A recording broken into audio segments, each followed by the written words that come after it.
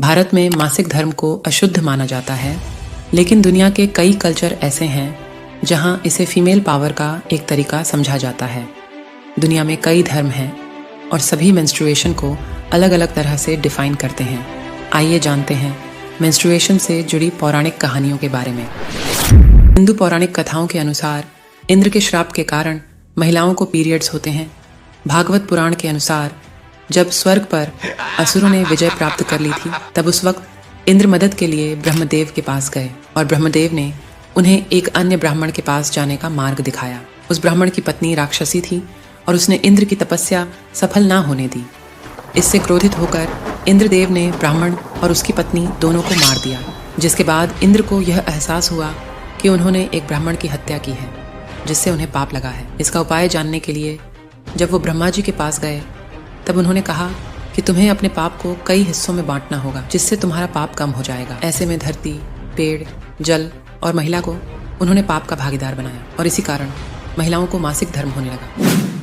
प्राचीन ग्रीस में महिलाओं के मासिक धर्म के रक्तस्राव को चंद्रमा की कलाओं से संबंधित माना जाता था। कहा जाता है कि इस समय महिलाएं अपनी आध्यात्मिक और मानसिक शक्ति के शिखर पर होती हैं और शब्द मेंस्ट्रुएशन भी असल में ग्रीक माइथोलॉजी से ही आया है। मेंस्ट्रुएशन शब्द में मेंसेस को लैटिन भाषा से लिया गया है, जिसका अर्थ है महीना, और दूसरा ग्रीक शब्द मैंने, जिसका अर्थ है चांद। ग्रीक माइथोलॉजी से आगे बढ़कर अगर हम रोमन कहानियों के बारे में बात करें तो पाएंगे कि वहाँ माइथोलॉजी को काफ़ी हद तक साइंस से जोड़कर देखा जाता है। माना जाता है कि मेंस्ट्रुएशन की वजह से महिलाओं के शरीर से बहुत ज़्यादा रक्तस्राव हो जाता है। इसके कारण उनमें खास शक्तियाँ आ जाती हैं। इन सब कहानियों में कितनी सच्चाई है, आप कमेंट करके ज़रूर बताएं। इसके अलावा एक और जहाँ मासिक धर्म के दौरान महिलाओं को मंदिर में प्रवेश करने से मना किया जाता है, वहीं दूसरी ओर असम के गुवाहाटी में कामाख्या माता के मंदिर में माता सती की योनि रूप में पूजा की जाती है। माना जाता है कि जब माता कामाख्या 3 दिन तक मासिक धर्म से गुजर रही होती है, तब एक सफ़ेद कपड़ा दरबार में रख दिया जाता है और 3 दिन बाद जब दरबार खुलता है तो वह कपड़ा लाल रंग से भीगा मिलता है और माता का मासिक धर्म वाला कपड़ा पवित्र मानकर प्रसाद के रूप में श्रद्धालुओं को दिया जाता है।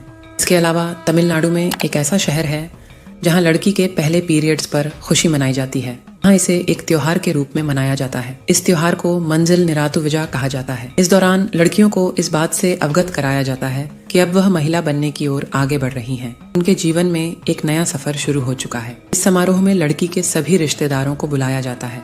बाकायदा कार्ड भी छपवाए जाते हैं। हल्दी को हिंदू धर्म में बेहद शुभ माना जाता है, इसलिए जब तमिलनाडु में किसी लड़की को पहली बार पीरियड्स होते हैं तो उसे हल्दी के पानी से नहलाया जाता है। इस समारोह में घर की सभी महिलाएं शामिल होती और हल्दी के पानी से नहाने के बाद लड़की को रेशम की साड़ी पहनाई जाती है। इस त्योहार पर लड़की को बिल्कुल दुल्हन जैसा सजाया जाता है। साथ ही कई उपहार भी दिए जाते हैं। ऐसे ही और वीडियो देखने के लिए हमारे चैनल को सब्सक्राइब करें।